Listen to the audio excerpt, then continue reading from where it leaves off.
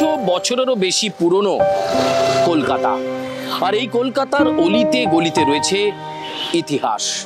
কোনো ইতিহাস খুব সুখ স্মৃতির, আবার কোনো ইতিহাস বিস্মৃতির। সেরকমই এক ইতিহাসের কথা আজ শোনাবো আপনাদের। আমরা দাঁড়িয়ে রয়েছি হেস্টিংসে। আপনারা নিত্যদিন এই তিলোত্তমার বুকে যখন পা রাখেন, হয়তো অনেকেই এই হেস্টিংসের ওপর দিয়ে যান, কিন্তু এই হেস্টিংসের মধ্যেই রয়েছে এক বিস্মৃতি, এক ভয়ানক ইতিহাস।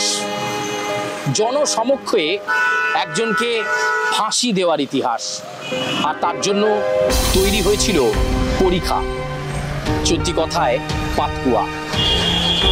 কাকে ফাঁসি দেওয়া হয়েছিল চলুন বলবো সেই কাহিনী। বিদ্যাসাগর সেতু থেকে নেমে খিদিরপুরে যাওয়ার দিকে অনেকেরই চোখে পড়ে এই পাতকুয়াটি, কিন্তু কজন জানেন এই পাতকুয়ার ইতিহাস?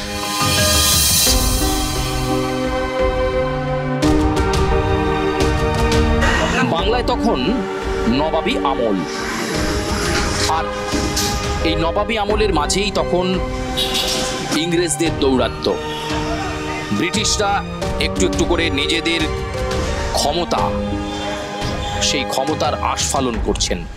ঠিক সেই সময় 1765 সালে মহারাজা নন্দকুমার, যার কিনা জন্ম হয়েছিল বীরভূমের নলহাটিতে, তাকে বিভিন্ন জেলার দেওয়ান করা হয়। বিভিন্ন জেলার দেওয়ানি লাভ করেন নন্দকুমার, যার মধ্যে ছিল নদিয়া, ছিল আরো অনেক জেলা।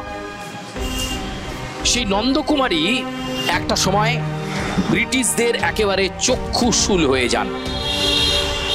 পরবর্তীকালে যখন ইস্ট ইন্ডিয়া কোম্পানির পক্ষ থেকে গভর্নর জেনারেল হিসাবে ওয়ারেন হেস্টিংস দায়িত্বে আসেন, ঠিক তখনই বিপাকে পড়েন বাংলার এই বিভিন্ন জেলার তথা নবাবের অনুগামী নন্দকুমার। একটি দুর্নীতিতে জড়িয়ে দেওয়া হয় তার নাম। শুরু হয় মামলার শুনানি।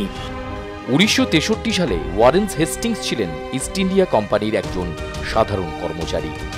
বর্ধমান, নদিয়া ও হুগলি থেকে খাজনা আদায় করাই ছিল তার প্রধান কাজ।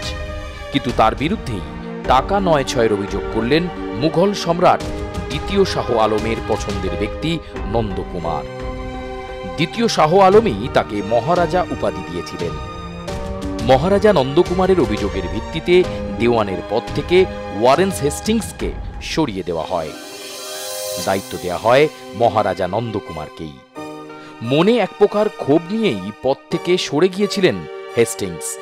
1773 সালে ওয়ারেন হেস্টিংসের বাংলায় প্রত্যাবর্তন ঘটে গভর্নর জেনারেল হিসাবে। ওই সময়ে প্রতিশোধের আগুন জ্বলছিল হেস্টিংসের বুকে, কিন্তু তার আগেই ফের হেস্টিংসকে দুর্নীতিগ্রস্ত বলে অভিযোগ আনেন নন্দকুমার। স্যার ফিলিপ ফ্রান্সিস সহ বাংলার সুপ্রিম কাউন্সিলের বহু সদস্য তাকে সমর্থন করেন, তবে হেস্টিংস সমস্ত অভিযোগ নাকচ করে দেন। উল্টে মহারাজা নন্দকুমারের বিরুদ্ধে দুর্নীতির পাল্টা অভিযোগ আনেন হেস্টিংস। শুরু হয় তদন্ত। তখন চলছিল। বিচারপতির দায়িত্বে ছিলেন স্যার এলিজা ইম্পে। তিনি আবার ওয়ারেন হেস্টিংসের ঘনিষ্ঠ বন্ধু ছিলেন। এলিজা ইম্পে দোষী সাব্যস্ত করে নন্দকুমারকে। এরপরই মহারাজা নন্দকুমারের ফাঁসির তোড়জোড় করে দেয় ব্রিটিশরা, আর সেই ফাঁসির স্থলেই রয়েছে আমরা, যেখানে ফাঁসি দেওয়া হয়েছিল তাকে।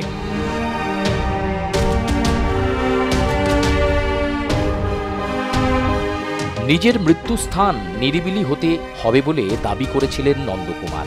এমনকি চোখের সামনে থাকবে গঙ্গা, এটাই ছিল তার শেষ ইচ্ছে। আর তার ইচ্ছেকে রেখেই আরও এক ধাপ এগিয়ে জনসমক্ষে ফাঁসির মঞ্চ সাজিয়েছিলেন হেস্টিংস।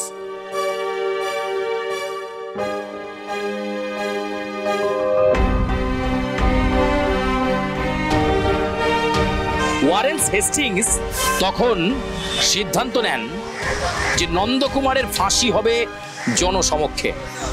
বাঁচা হলো কলকাতার একটি জায়গা, পরবর্তীকালে যার নাম হয় হেস্টিংস চত্বর। এই সেই পরিখা, ভেতরে গভীর গর্ত করা হলো, তৈরি করা হলো পাতকুয়া, তার উপর পাতা হলো পাটাতন, এবং তারপর 1975 সালের আগস্ট মাসের 5 তারিখ ভোর তখন সবে 5:30-6টা হবে, ব্রিটিশ সৈন্যরা হাজির।